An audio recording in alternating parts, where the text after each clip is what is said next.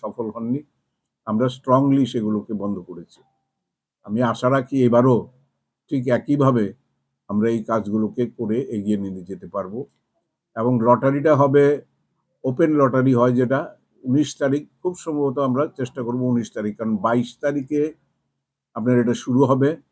আমরা প্রত্যাশিতভাবেই আশা রাখছি খুব বড় ধরনের কোনো এনগেজমেন্ট যদি রাজ্যের বাইরে না যেতে হয় তাহলে আমাদের মাননীয় মুখ্যমন্ত্রী প্রফেসর ডক্টর মানিক সাহা মহোদয়ের হাত ধরেই তিনি এখানে উদ্বোধক এবং প্রধান অতিথি হিসেবে থাকবেন। তাকে আমরা আমন্ত্রণ করব। হয়তো খুব সম্ভবত আজকেই আমরা কনসেন্ট বা পাওয়ার চেষ্টা করব। এছাড়া আমাদের সাব ডিভিশনের যারা থাকেন অন্যান্য বছরের মতো তাদেরকে আমরা বলবো, বিশেষ করে এখানে পর্যটন মন্ত্রী, আপনারা জানেন যে আমাদের এখানে এই চতুর্দশ দেবতার বাড়িও একটা মিনি ত্রিপুরেশ্বরী মন্দিরের মতো, সেখানে এডিবির টাকায় ট্যুরিজম ডিপার্টমেন্ট, এখানে প্রণজিৎ বাবু যখন ছিলেন তখনই আমি ওনাকে নিয়ে ভিজিট করিয়েছিলাম। তারপরে সুশান্তবাবু এসেছিল, তাকে নিয়েও করেছি। ধাপে ধাপে ধাপে ধাপে পর্যটনের সঙ্গে বহু মিটিং আমার হয়েছে। আমি যখন অ্যাসেম্বলিতে ছিলাম দায়িত্বে তখনও সেখানে বসেও আমরা মিটিং করেছি। তো তারা কাজ ইতিমধ্যে শুরু করেছেন। এখন কিছুটা বন্ধ আছে, কিছুদিন বন্ধ থাকবে, কারণ এখন যেহেতু মেলা উৎসব সেটা শেষ হলে আবার পুরোদমে কাজ শুরু হবে। এটাকেও নতুন আঙ্গিকে আমরা সাজিয়ে তোলার চেষ্টা করছি।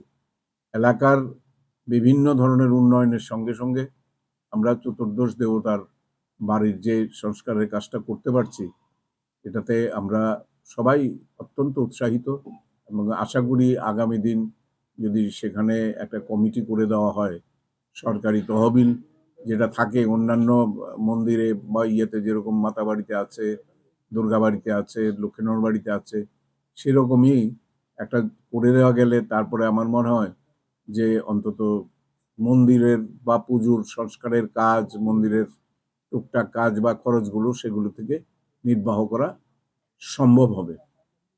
তো আমি আশা রাখি যে এবারেও আপনাদের সবার চেষ্টায় আর কতগুলো জিনিস আমাদের আছে যেটা অনেক সময় অনেকে হয়তো বুঝতে চান না।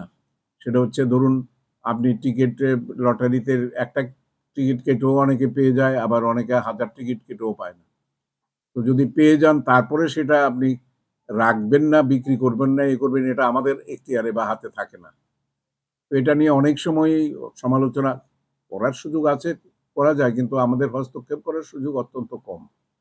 কারণ সেটাও আরেক ধরনেরই বাণিজ্য হয়। এখন এটা এমনভাবেই করা হয় যাতে আমাদের হস্তক্ষেপ করার কোনো স্কোপ থাকে না।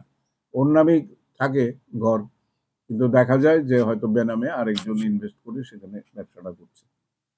এছাড়া অন্য কোনো কিছু এখানে করার মতো কোনো সুযোগ আমরা দেই না এবং আগামী দিনও দেব না। তো আমি আশা রাখি এবারের উৎসবও সবার মানে অংশগ্রহণের মধ্য দিয়ে সুন্দরভাবে শেষ হবে। আর এই ব্যাপারে আপনাদের সহযোগিতা সবসময় আমরা পাই এবং আগামী দিনও আমরা প্রস্তুতির শেষ পর্বে আরেকবার হয়তো আপনাদের সঙ্গে বসবো আমরা মন্দিরের মাঠে গিয়ে বা সাজসজ্জাগুলো যখন আরো শুরু হয়ে যাবে।